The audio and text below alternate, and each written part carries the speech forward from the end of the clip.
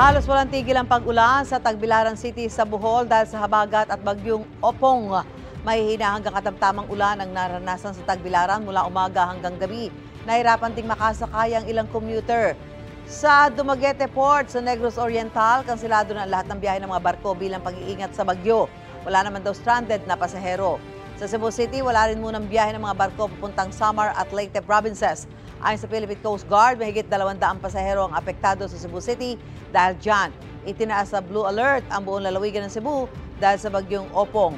Ayon sa Provincial Disaster Risk Reduction and Management Office, naka-alerto na ang mga otoridad sa mga posibleng i-rescue. Nakahanda na rin ang mga ospital at evacuation centers kung kinakailangan.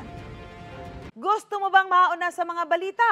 Mag-subscribe na sa GMA Integrated News sa YouTube at tumutok sa unang balita.